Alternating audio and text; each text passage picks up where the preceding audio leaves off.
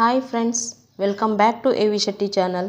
ಇವತ್ತು ಈ ವಿಡಿಯೋದಲ್ಲಿ ನಾವು ಪಾರ್ಟ್ ಬಿ ಗ್ರೇಡ್ ಎಂಟ್ರಿ ಅಂದರೆ ಈಗ SATS ಕರ್ನಾಟಕದಲ್ಲಿ ಹೇಗೆ ನಾವು ಮಕ್ಕಳ FAಗಳನ್ನು SA1 SA2ಗಳನ್ನು ಹಾಕ್ತೀವೋ, ಜೊತೆಗೆ ಅಟೆಂಡೆನ್ಸನ್ನು ಹಾಕ್ತೀವೋ, ಅದೇ ರೀತಿ ಪಾರ್ಟ್ ಬಿ ಗ್ರೇಡನ್ನು ಕೂಡ ಹಾಕಲೇಬೇಕು. ಆಗ ಮಾತ್ರ ನಾವು ಮುಂದೆ TC ತೆಕ್ಕೊಳ್ಳೋಕ್ಕೆ ಅನುಕೂಲ ಆಗುತ್ತೆ. ಸೊ ಈಗ ನಾವು ಆ ಪಾರ್ಟ್ ಬಿ ಗ್ರೇಡ್ಗಳನ್ನು ಯಾವ್ಯಾವ ತರಗತಿಗೆ ಎಷ್ಟಿರ್ತವೆ ಮತ್ತು ಹೇಗೆ ಅದನ್ನು SATS ಕರ್ನಾಟಕದಲ್ಲಿ ಹಾಕಬೇಕು, ಅದನ್ನು PDF ರೂಪದಲ್ಲಿ ಡೌನ್ಲೋಡ್ ಮಾಡ್ಕೊಳ್ಬೇಕು ಅನ್ನೋ ವಿಧಾನವನ್ನು ತಿಳಿದುಕೊಳ್ಳೋಣ. ಅದಕ್ಕಿಂತ ಮುಂಚೆ ಇನ್ನೂ ಯಾರ್ಯಾರು ನನ್ನ ವಿಡಿಯೋನ ಸಬ್ಸ್ಕ್ರೈಬ್ ಆಗದೇ ನೋಡ್ತಿದ್ದೀರೋ ಅವರೆಲ್ಲ ಈ ಕೂಡಲೇ ಎ ವಿ ಶೆಟ್ಟಿ ಚಾನಲನ್ನು ಸಬ್ಸ್ಕ್ರೈಬ್ ಆಗಿ ಪಕ್ಕದಲ್ಲಿರುವ ಬೆಲ್ ಐಕಾನ್ ಮೇಲೆ ಕ್ಲಿಕ್ ಮಾಡಿ ಆಲನ್ನು ಸೆಲೆಕ್ಟ್ ಮಾಡಿ.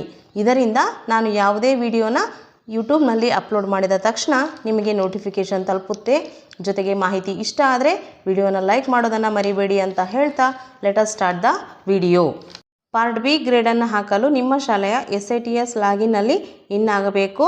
ನಂತರ ಡ್ಯಾಶ್ಬೋರ್ಡ್ ಕೆಳಗಡೆ ಸ್ಕ್ರಾಲ್ ಮಾಡ್ತಾ ಬನ್ನಿ. SA2 ರಿಸಲ್ಟ್ ಅಂತಿದೆಯಲ್ಲ, ಈ ಆಪ್ಷನನ್ನು ಕ್ಲಿಕ್ ಮಾಡಿ.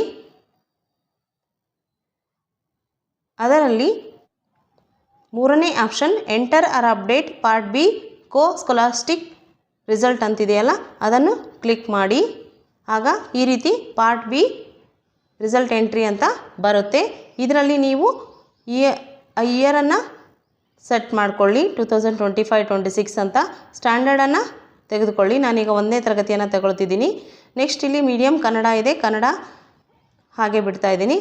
ಇಲ್ಲಿ ಸೆಮಿಸ್ಟರಲ್ಲಿ ಡೌನ್ ಮಾರ್ಕ್ ಮೇಲೆ ಕ್ಲಿಕ್ ಮಾಡಿದಾಗ SA2 ಮಾತ್ರ ಇದೆ.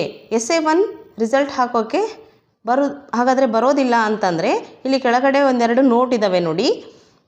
SA1 part B will be auto generated from what is return in SA2 part B. So kindly fill SA2 part B only. ಅಂದರೆ ನೀವು SA1 ಆಗಬೇಕಾದ ಅಗತ್ಯ ಇಲ್ಲ. SA2 ಪಾರ್ಟ್ ಬಿಯಲ್ಲಿ ಏನು ಹಾಕಿರ್ತೀರೋ ಅವೇ ಪಾರ್ಟ್ ಬಿ ಗ್ರೇಡ್ಗಳನ್ನು SA1ಗೂ ಕೂಡ ಆಟೋಮೆಟಿಕಲಿ ಫೆಚ್ ಆಗುತ್ತೆ, ತಗೊಳ್ಳುತ್ತೆ. ನೀವು ಹಾಕಬೇಕಾದ ಅಗತ್ಯ ಇಲ್ಲ. ಸೆಕೆಂಡ್ ನೋಟ್ ಏನಿದೆ, at the time of report card generation if SA2 part B is not filled then it will be considered as C grade. ಒಂದು ವೇಳೆ ನೀವು ಬರೀ ಮಾರ್ಕ್ಸ್ ಅಟೆಂಡೆನ್ಸನ್ನು ಹಾಕಿಬಿಟ್ಟು ಪಾರ್ಟ್ ಬಿ ಹಾಕಿದ್ದಿಲ್ಲ ಅಂದರೆ ಮುಂದೆ ನೀವು ಮಾರ್ಕ್ಸ್ ಕಾರ್ಡನ್ನು ಜನ್ರೇಟ್ ಮಾಡುವಾಗ SA2 ಆಟೋಮೆಟಿಕಲಿ C ಗ್ರೇಡ್ ಅಂತ ತೆಗೆದುಕೊಳ್ಳುತ್ತೆ. ಸೊ ಹಾಗೆ ಮಾಡೋದು ಬೇಡ, ಪಾರ್ಟ್ ಬಿಯನ್ನು ಹಾಕೋಣ. ನೆಕ್ಸ್ಟ್ ಈಗ ಸರ್ಚ್ ಮೇಲೆ ಕ್ಲಿಕ್ ಮಾಡ್ತೀನಿ. ಆಗ ಸ್ಕ್ರಾಲ್ ಮಾಡ್ತಾ ಕೆಳಗಡೆ ಬಂದಾಗ ಆ 1ನೇ ತರಗತಿಯಲ್ಲಿ ಇರುವಂತಹ ಎಲ್ಲ ಮಕ್ಕಳ ಹೆಸರು ಇಲ್ಲಿ ಡಿಸ್ಪ್ಲೇ ಆಗುತ್ತೆ. ಎಲ್ಲ ಮಕ್ಕಳು ಡಿಸ್ಪ್ಲೇ ಆಗಿದ್ದಿಲ್ಲ ಅಂದರೆ ಇಲ್ಲಿ ಶೋ ಕಾಲಮಲ್ಲಿ ನೀವು ಆಲ್ ಅಥವಾ ಮ್ಯಾಕ್ಸಿಮಮ್ ನಂಬರನ್ನು ಇಟ್ಕೊಳ್ಳಿ. ಆಗ ಎಲ್ಲ ಮಕ್ಕಳ ಹೆಸರು, SATS number, father name, gender ಮತ್ತು ಇಲ್ಲಿರುವಂತಹ ಪಾರ್ಟ್ ಬಿ ಸಬ್ಜೆಕ್ಟ್ಸ್ ನಿಮಗೆ ಡಿಸ್ಪ್ಲೇ ಆಗ್ತವೆ ನೋಡಿ. 1ನೇ ತರಗತಿಗೆ 7 ಸಬ್ಜೆಕ್ಟ್ಸ್ ಪಾರ್ಟ್ ಬಿಯಲ್ಲಿ ಬರ್ತವೆ. Emotional, social skills, organisational skills, scientific skills, fine art, creativity, temperament, values. ಈ ರೀತಿ 7 ಪಾರ್ಟ್ ಬಿ ಸಬ್ಜೆಕ್ಟ್ಸ್ ಬರ್ತವೆ. ನಾವೀಗ ಇದನ್ನೇನು ಮಾಡಬೇಕಂತಂದರೆ ಒಂದೊಂದಾಗಿ ಆ ಸಬ್ಜೆಕ್ಟ್ ಕೆಳಗಡೆ ಇರುವಂತಹ ಬಾಕ್ಸಲ್ಲಿ ಡೌನ್ ಆ್ಯರೋ ಮಾರ್ಕನ್ನು ಕ್ಲಿಕ್ ಮಾಡಿದಾಗ A absent, B C N A ಅಂತ ಬರುತ್ತೆ. ಆಬ್ಸೆಂಟ್ ಇದ್ದರೆ ಆಬ್ಸೆಂಟನ್ನು ಸೆಲೆಕ್ಟ್ ಮಾಡ್ಕೊಳ್ಳಿ. ಇಲ್ಲ ಅಂತಂದರೆ ABCಯಲ್ಲಿ ಯಾವ ಗ್ರೇಡ್ ಆ ಮಗು ತೆಗೆದುಕೊಳ್ಳುತ್ತೋ ಆ ಗ್ರೇಡನ್ನು ನೀವು ಕೊಡಬೇಕಾಗುತ್ತೆ. ನಾನು ಈ ಮಗು ಪಾರ್ಟ್ ಬಿಯಲ್ಲಿ ಎಲ್ಲ ಆ್ಯಕ್ಟಿವಿಟೀಸಲ್ಲಿ ಚೆನ್ನಾಗಿ ಪಾರ್ಟಿಸಿಪೇಟ್ ಮಾಡೋದ್ರಿಂದ A ಗ್ರೇಡನ್ನು ಕೊಡ್ತಾಯಿದ್ದೀನಿ. ನೀವು ಬೇಕಾದರೆ ಒಂದೊಂದು ಪಾರ್ಟ್ ಬಿಗೆ ಕ್ರಿಯೇಟಿವಿಟಿಗೆ ಬೇರೆ, ಫೈನ್ ಆರ್ಟ್ಗೆ ಬೇರೆ, ಆ ರೀತಿಯನ್ನು ಕೂಡ ಕೊಡ್ಬೋದು.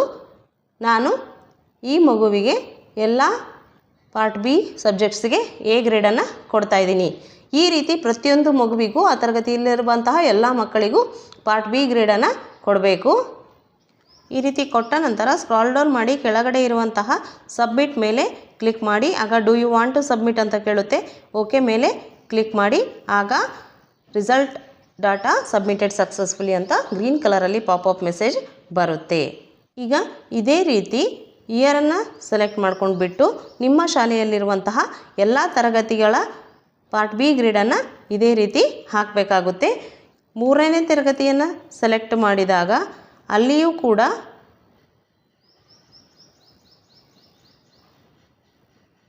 7 ಪಾರ್ಟ್ ಬಿ ಸಬ್ಜೆಕ್ಟ್ಸ್ ಇದ್ದಾವೆ. 5ನೇ ತರಗತಿಯನ್ನು ಸೆಲೆಕ್ಟ್ ಮಾಡಿಕೊಂಡಾಗ ಇಲ್ಲಿ ನೋಡ್ಬೋದು ನೀವು ಒಟ್ಟು 8 ಸಬ್ಜೆಕ್ಟ್ಸ್ ಇದ್ದಾವೆ. Emotional social skills, organisational skills, scientific skills, fine art, creativity, temperament, values, physical education. ಅಂದರೆ 1ರಿಂದ 4ನೇ ತರಗತಿ ಮಕ್ಕಳಿಗೆ ಕೇವಲ 7 ಪಾರ್ಟ್ ಬಿ ಸಬ್ಜೆಕ್ಟ್ಸ್ ಇದ್ದರೆ 5ರಿಂದ ಹೈಯರ್ ಕ್ಲಾಸಸ್ಸಿಗೆಲ್ಲ 8 ಪಾರ್ಟ್ ಬಿ ಸಬ್ಜೆಕ್ಟ್ಸ್ ಇರ್ತವೆ. ಅದನ್ನು ಗಮನಿಸಿ ನೀವು ಗ್ರೇಡ್ಗಳನ್ನು ಕೊಡಬೇಕಾಗುತ್ತೆ. ಸೊ ಈ ರೀತಿ ನಿಮ್ಮ ಶಾಲೆಯ ಎಲ್ಲ ತರಗತಿಗಳ ಪಾರ್ಟ್ ಬಿ ಗ್ರೇಡ್ಗಳನ್ನು ಹಾಕಿ ಸಬ್ಮಿಟ್ ಕೊಡಬೇಕು. ಅದಾದ ನಂತರ ನೀವು ಡೌನ್ಲೋಡ್ ಮಾಡ್ಕೊಳ್ಬೇಕು ಅಂತಂದರೆ ಡ್ಯಾಶ್ಬೋರ್ಡ್ ಕೆಳಗಡೆ ಇರುವಂತಹ essay2 ರಿಸಲ್ಟ್ನಲ್ಲಿ ಹೋಗಬೇಕು. ಅದರಲ್ಲಿ ಲಾಸ್ಟ್ ಆಪ್ಷನ್ ಕಾಣ್ತಿದೆಯಲ್ಲ, ಪಾರ್ಟ್ ಬಿ ಕೋ ಸ್ಕೊಲಾಸ್ಟಿಕ್ ರಿಸಲ್ಟ್ ಎಂಟ್ರಿ ರಿಪೋರ್ಟ್ ಅಂತ, ಅದನ್ನು ಕ್ಲಿಕ್ ಮಾಡಿ. ಆಗ ಈ ರೀತಿಯ ಎಂಟ್ರಿ ಮಾನಿಟರಿಂಗ್ ಅಂತೇಳಿ ಪೇಜ್ ಓಪನ್ ಆಗುತ್ತೆ. ಇದರಲ್ಲಿ ಇಯರ್ ಮತ್ತು ಸ್ಕೂಲು ಆಲ್ರೆಡಿ ಫೆಚ್ ಆಗಿರುತ್ತೆ. ಸರ್ಚ್ ಮೇಲೆ ಕ್ಲಿಕ್ ಮಾಡಿ. ಈ ರೀತಿ ನಿಮ್ಮ ಶಾಲೆಯ ಹೆಸರಿರುವಂತಹ ಟೋಟಲ್ ಮಕ್ಕಳ ಸಂಖ್ಯೆ, ರಿಸಲ್ಟ್ ಎಂಟರ್ಡ್ ಅಂತೇಳಿ ನೀವು ಎಷ್ಟು ಮಕ್ಕಳದ್ದು ಎಂಟ್ರಿ ಮಾಡಿರ್ತೀರೋ ಅಷ್ಟು ಮಕ್ಕಳು ಡಿಸ್ಪ್ಲೇ ಆಗುತ್ತೆ. ನಾನೀಗ ಸದ್ಯಕ್ಕೆ ಒಂದು ಕ್ಲಾಸನ್ನು ತೋರಿಸೋ ಸಲುವಾಗಿ ಒಂದು ಕ್ಲಾಸ್ ಮಾತ್ರ ತೋರಿಸ್ತಾ ಇದೆ. ಟೋಟಲ್ ಎಲ್ಲ ಕ್ಲಾಸನ್ನು ಹಾಕಿದ ಮೇಲೆ ನೀವು ಈ ರೀತಿ ಓಪನ್ ಮಾಡಿದಾಗ ಈ ಸ್ಕೂಲ್ ಏನಿದೆಯಲ್ಲ ಆ ಸ್ಕೂಲ್ ಮೇಲೆ ಕ್ಲಿಕ್ ಮಾಡಿ, ಬ್ಲೂ ಕಲರಲ್ಲಿರುವಂತಹ ಸ್ಕೂಲ್ ಹೆಸರು ಮೇಲೆ. ಆಗ ನೀವು ನಿಮ್ಮ ಶಾಲೆಯಲ್ಲಿ ಇಲ್ಲಿ ಶೋನಲ್ಲಿ ಮ್ಯಾಕ್ಸಿಮಮ್ ನಂಬರ್ಸನ್ನು ಎಷ್ಟು ಇದ್ದಾರೋ ಅಷ್ಟು ನಂಬರ್ಸನ್ನು ಇಟ್ಕೊಳ್ಳಿ, ಇಲ್ಲಾಂದರೆ ಆಲ್ ಮೇಲೆ ಕ್ಲಿಕ್ ಮಾಡಿ.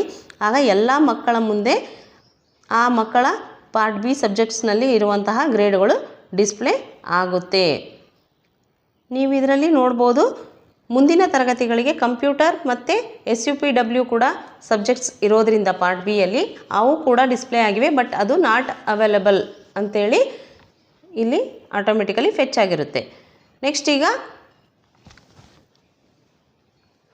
ಇದನ್ನು PDF ರೂಪದಲ್ಲಿ ಸೇವ್ ಮಾಡಿಕೊಳ್ಳಲು ಇಲ್ಲಿ ಶೋ ಅಂತಿದೆಯಲ್ಲ ಅದರ ಮೇಲೆ ಎಕ್ಸ್ಪೋರ್ಟ್ ಟು PDF ಅಂತಿದೆಯಲ್ಲ, ಆ ಎಕ್ಸ್ಪೋರ್ಟ್ ಟು PDF ಮೇಲೆ ಕ್ಲಿಕ್ ಮಾಡಿದಾಗ ಪ್ರಿವ್ಯೂ ಬರುತ್ತೆ. ಮೇಲೆ ರೈಟ್ ಸೈಡಲ್ಲಿ 3 ಡಾಟ್ಸ್ ಇದೆಯಲ್ಲ, ಆ 3 ಡಾಟ್ಸ್ ಮೇಲೆ ಕ್ಲಿಕ್ ಮಾಡಿ ಸೇವ್ ಆ್ಯಸ್ PDF ಅಂತ ಕ್ಲಿಕ್ ಮಾಡಿ. ಆಗ ಅದಕ್ಕೆ ನೀವು PDFಗೆ ಒಂದು ಹೆಸರು ಕೊಟ್ಕೊಂಡು ಸೇವ್ ಮೇಲೆ ಕ್ಲಿಕ್ ಮಾಡಿದಾಗ PDF ಸೇವ್ಡ್ ಸಕ್ಸಸ್ಫುಲಿ ಅಂತ ಬರುತ್ತೆ. ಗೊತ್ತಾಯ್ತಲ್ಲ ಫ್ರೆಂಡ್ಸ್? ಈ ರೀತಿ ನೀವು ಪಾರ್ಟ್ ಬಿ ಎಂಟ್ರಿ ಮಾಡಿ ಡೌನ್ಲೋಡ್ ಮಾಡಿಕೊಳ್ಳಬಹುದಾಗಿದೆ. ಮುಂದಿನ ವಿಷಯದಲ್ಲಿ ಸಿಗೋಣ. ಅಲ್ಲಿವರೆಗೂ ಬಾಯ್ ಫ್ರೆಂಡ್ಸ್.